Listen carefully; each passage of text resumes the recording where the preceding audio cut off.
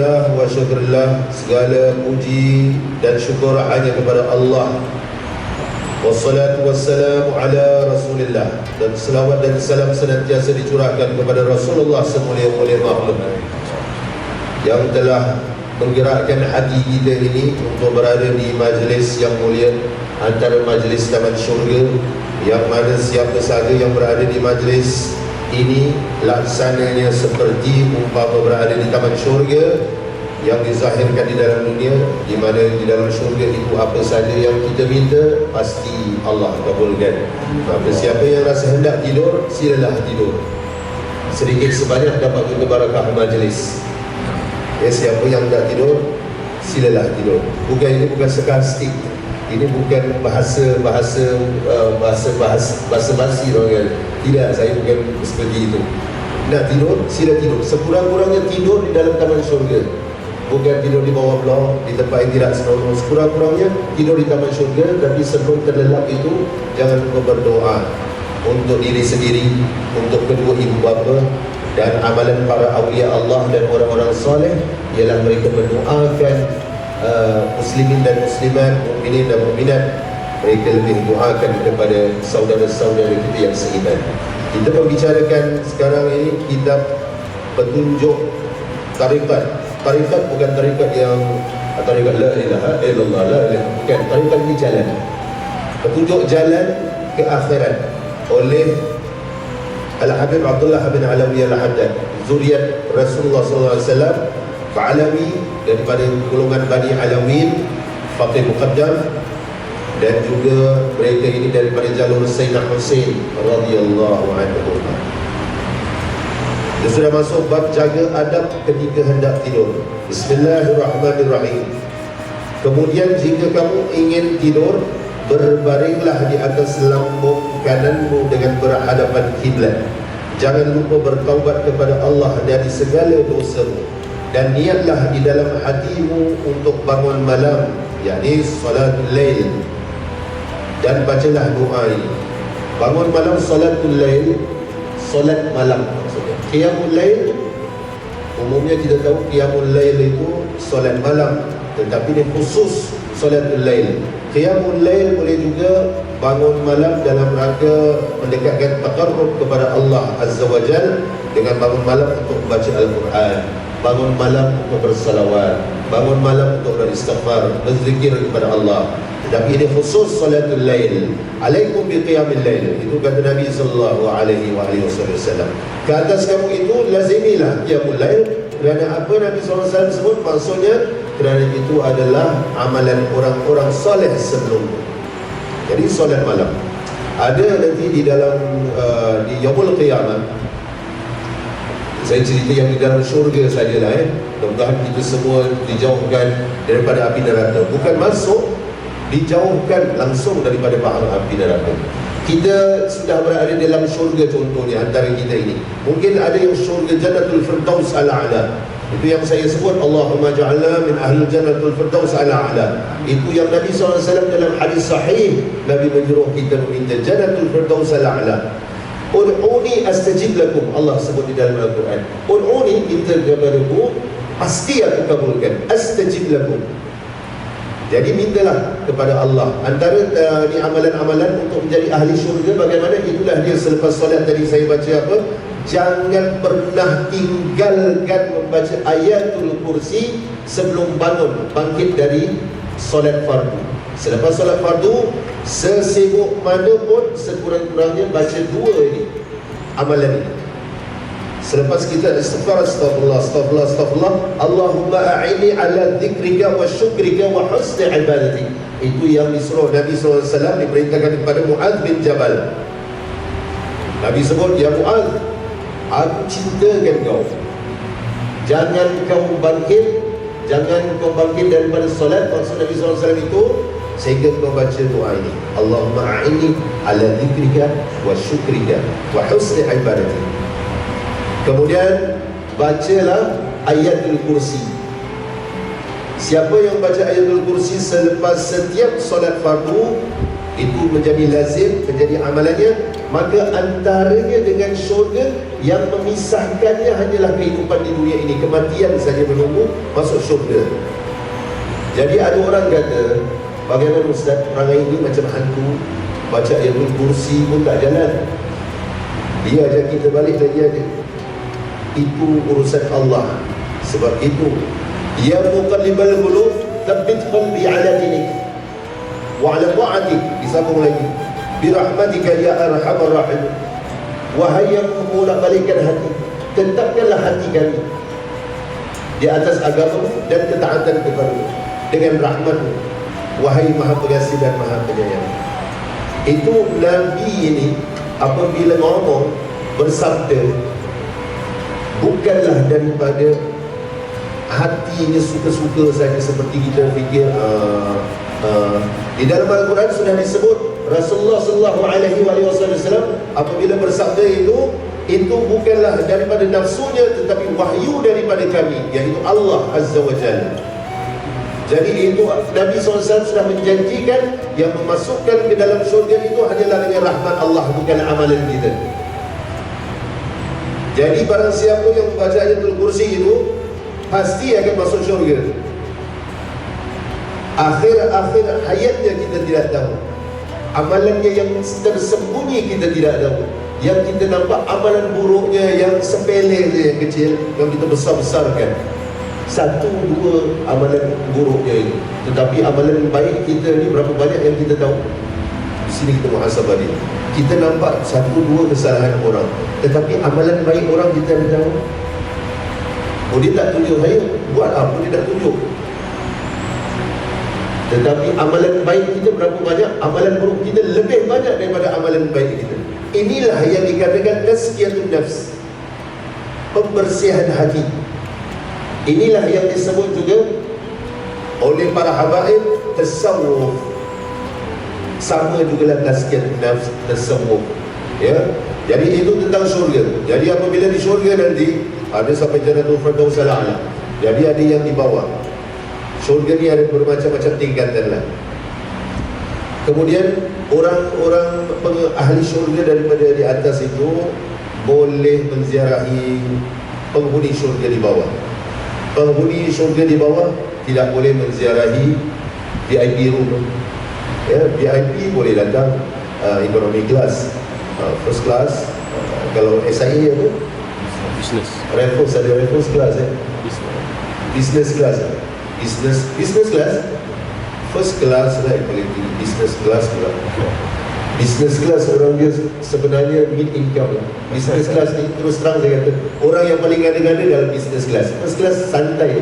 So business class ni baru nak baca kaya, bukan duit dia pun duit syarikat. First class betul duit dia. Tanyalah mana-mana pilot ke kru, memang gada-gada. Ya, betul Singaporean, betul perangainya. First class, business class tidak boleh pergi first class. First class boleh turun sampai economy class. Jadi orang-orang economy class ni saya letak kelas-kelas inilah, jadi senang. Orang economy class ni pun tanyalah kepada first class. Kami di dunia dahulu pun maksud mereka itu, kami di dunia dulu pun bersedekah, berpuasa sunat, bersedekah bukan saja yang wajib itu zakat, tapi yang sunat juga bersedekah, infak, harta wakaf. Tetapi bagaimana kamu semua boleh mendapatkan first class? Kami tak dapat upgrade pun.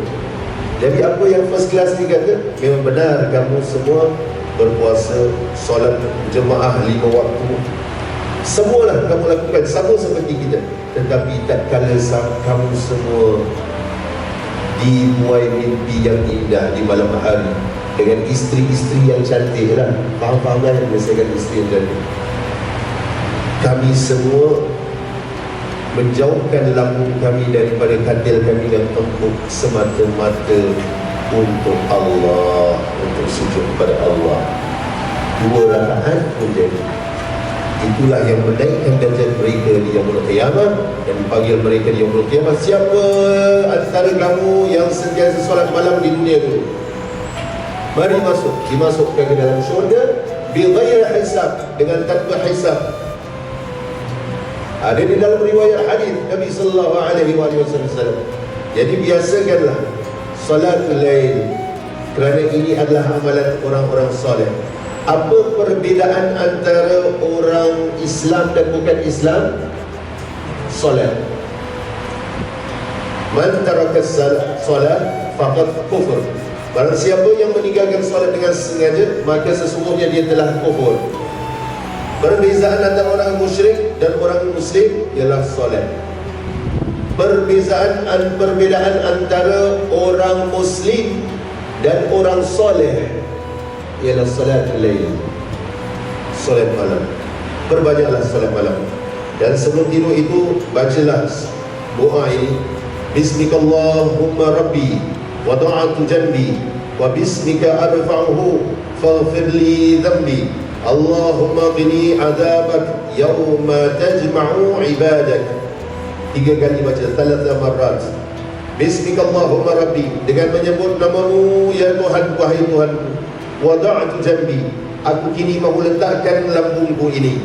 Wa bismika arfa'uhu, dan dengan namamu pula aku mengangkatnya nanti. Faghfir li dhanbi, maka ampunilah aku akan dosa-dosaku. Allahumma qini azabaka yawma tajma'u ibadak. Ya Allah, ya Tuhanku, selamatkanlah aku pada hari engkau mengumpulkan semua hamba-hambamu. Selamatkanlah aku daripada azab. Itu kita berdoa sebelum tidur. Tidak sempat, tidak sempat lah Ustaz, susahlah nak hafal Google. Sering saya katakan Google, gunakan medium Yahudi untuk kepentingan pribadi, untuk akhirat. Google, kita sibuk boykot Yahudi, gunakanlah, jangan sibuk boykot, gunakan saja, tapi untuk kepentingan akhirat kita. Ya, Bismikallahumma rabbi wa da'atu janbi wa bismika arfa'uhu faghfir li dhanbi Allahumma qini azabaka yawma tajma'u ibadak. Baca doa itu sebelum tidur. Kemudian bacalah doa yang berikut sebanyak 3 kali pula. Yang tadi 3 kali, yang sekarang 3 kali lagi. Astaghfirullahal azim alladzi la ilaha illa huwal hayyul qayyum wa atubu ilaihi. Astaghfirullahal azim alladzi la ilaha illa huwal hayyul qayyum wa atubu ilaihi. Astaghfirullahal azim alladzi la ilaha illa huwal hayyul qayyum wa atubu ilaihi. Itu saya lakukan. Tapi nak tidur tu, kalau isteri di sebelah, Islam ajar kita toleransi, ya. Jangan sedap kita ke, kita pun isteri dah sudah tidur, isteri besok hari kerja, kita pun tidur pukul 12, isteri pukul 10 dengan tidur sedap, dia dengan tidur mimpi wali-wali Allah, mimpi orang-orang soleh, kita di sebelah. Astaghfirullahalazim alladzi la ilaha illa huwal hayyul qayyum wa atubu ilaih. Terganggu, jangan. Astaghfirullahalazim alladzi la ilaha illa huwal hayyul qayyum wa atubu ilaih. Astaghfirullahalazim alladzi la ilaha illa huwal hayyul qayyum wa atubu ilaih. 3 kali. Begitulah. Kemudian bacalah subhanallah 33 kali. Zikir Sayyidatuna Fatimah Zahra yang diajarkan kepada beliau. Subhanallah 33 kali, Alhamdulillah 33 kali, Allahu Akbar 34 kali. Bagaimana Sayyidatuna Fatimah sejarahnya mendapat zikir ini? Sayyidatuna Fatimah Zahra Al-Batul, Sayyidatul Nisa fil Jannah, ketua wanita-wanita di syurga gelap, anak kesayangan Nabi sallallahu alaihi wasallam. Beliau, tangan beliau kasar. Kasar kenapa? Jaga anak uli tepung. Di mana Sayyidina Ali bekerja. Ya, saya ceritakan ini kenapa? Apa moral of the story? Iktibar daripada cerita ini, ramai wanita sekarang belajar ikut kepentingan pribadi saja. Bila sudah tahu, oh Ustaz, hukum isteri memasak tidak wajib, memang tidak wajib. Kewajipan suami masak, kewajipan suami cuci baju, kewajipan suami bersih rumah. Apa isteri perlu buat? Isteri berhias untuk suami, melayan suami saja, kehendak suami. Jika suami tidak mampu buat itu, maka adakan pembantu rumah. Ya. Tetapi melayani suami ini afdal, menyenangkan hati suami afdal. Mereka sering berkata, para wanita, astagfirullahaladzim, mereka sering berkata, kalau macam ni tak payahlah, Nabi sendiri buat kerja rumah. Jangan fikir Nabi saja. Sayyidatuna Fatimah Zahra tangannya kasar buat kerja rumah, sehingga penat Sayyidina Ali keluar bekerja. Antara contoh yang terbaik ialah Sayyidatuna Fatimah Zahra Al-Batul. Isteri sekarang, pertama, hendak rumah yang bagus, hendak kereta yang mewah, hendak makan yang sedap-sedap. Ini bukan kewajipan saya, baik, bukan kewajipan suami buat. Tetapi cakap dengan suami melengking-lengking. Apakah itu akhlak Sayyidatuna Fatimah Zahra? Apakah itu akhlak Sayyidatuna Khadijah Al-Kubra? Apakah itu akhlak Sayyidatuna Aisyah radhiyallahu anha? Apakah banyak sangat pahala wanita-wanita kita sekarang ini baru belajar sikit? Ini bukan kewajipan isteri, bukan kewajipan isteri. Siapa yang membasuh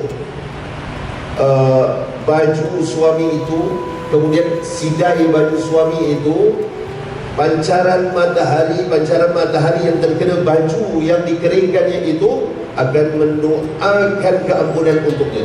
Dan banyak sangat pahala wanita-wanita cakap dengan suami sedangkan masih menengking-nengking. Hendak suami seperti Nabi SAW,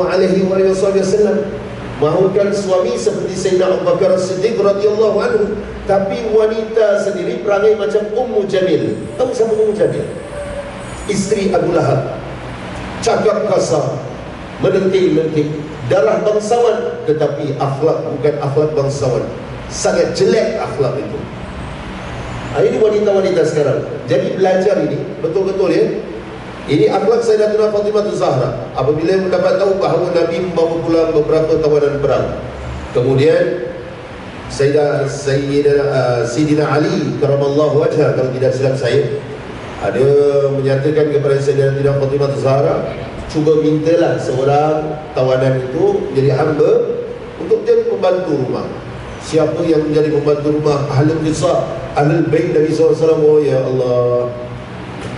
Dan lihat bagaimana didikan Nabi SAW, dan kita muhasabah diri kita, bagaimana kita mendidik ahli keluarga kita dan anak-anak kita. Maka datanglah Sayyidatina Fatimah Zahra Al-Batul kepada Nabi SAW dan menyatakan hasratnya untuk mendapat seorang pembantu untuk meringankan tugasannya di rumah. Apa kata Nabi SAW? Maksud Nabi SAW itu, apakah kau ingin aku memberi kau yang lebih baik daripada itu? Kerana mengikut riwayat Nabi mengikut riwayat sahih yang masyhur, Sayyidatina Fatimah Zahra dan Nabi SAW adalah orang yang terkaya. Dijanjikan, di offer, ditawarkan emas dan berbagai lagi kekayaan di bumi ini, tetapi tidak mahu. Dan kekayaannya itu banyak melimpah ruah Nabi SAW, tetapi untuk para sahabat dan para orang saudara-saudara yang beriman, hidupnya zuhud, keperluan sahaja, bukan miskin. Nabi tidak pernah miskin.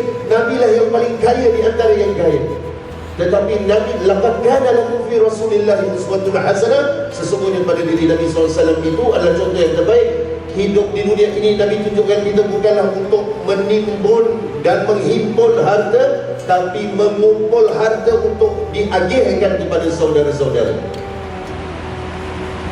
Dan menurut riwayat yang masyhur yang sahih, bahawa selimut Sayyidatina Fatimah Zahra dan Sayyidina Ali karamallahu wajhah, apabila mereka kedinginan pada malam hari, tubuh mereka kedinginan, maka mereka tarik selimut itu tubuh mereka, maka terbukalah kaki mereka di bawah, kedinginanlah kaki mereka itu. Ditarik selimut itu ke kaki mereka untuk menghangatkan kaki mereka, maka terbukalah mula pada mereka kedinginan. Begitu sekali zuhud mereka itu. Tetapi Apa yang Nabi SAW sebut apabila diminta membantu, maukah kau aku beri yang lebih baik daripada itu? Apa dia ya Rasulullah? Inilah dia, subhanallah 33 kali, alhamdulillah 33 kali, Allahu Akbar 34 kali. Maka apa yang kedinginan itu akan kau rasa kehangatan dengan amalan ini. Kepenatan kau itu akan hilang. Pulanglah Sayyidatina Fatimah Zahra dengan gembira dia, sangat gembira, dan datang kepada bertemu Sayyidina Ali, suaminya yang mulia, menyatakan, Sayyidina Ali menyatakan bagaimana? Sayyidatina Fatimah Zahra Al-Batul radhiyallahu anha menyatakan, aku pergi ke Rasulullah sallallahu alaihi wasallam meminta dunia, tetapi aku kembali dan mendapatkan dunia dan juga akhirat. Dinyatakan ini, gembiralah dia. Lihat didikan nubuwah Nabi SAW kepada putrinya yang tercinta dan ahli keluarga dia. Apakah itu didikan kita pada keluarga kita? Muhasabahlah diri kita. Jadi dalam pada kita berbincang tentang tasawuf ini, inilah dia tasawuf, untuk kita mensucikan hati kita yang sebenar-benarnya, bukan melihat keaiban orang. Melihatlah diri kita. Al-mu'min mir'atul mu'min. Itulah hadis Nabi SAW. Seorang yang beriman itu adalah cerminan seorang yang beriman.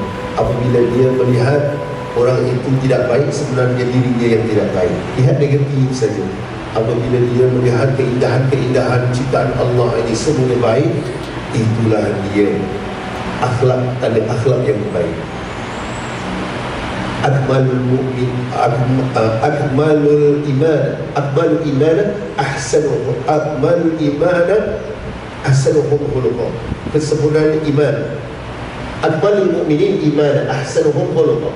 Kesempurnaan keimanan seorang mukmin itu adalah akhlak yang baik. Siapa akhlak yang baik, sentiasa berselawat kepada Nabi SAW, dialah yang paling rapat bahu-membahu bersama Nabi SAW di yaumul qiyamah kelak.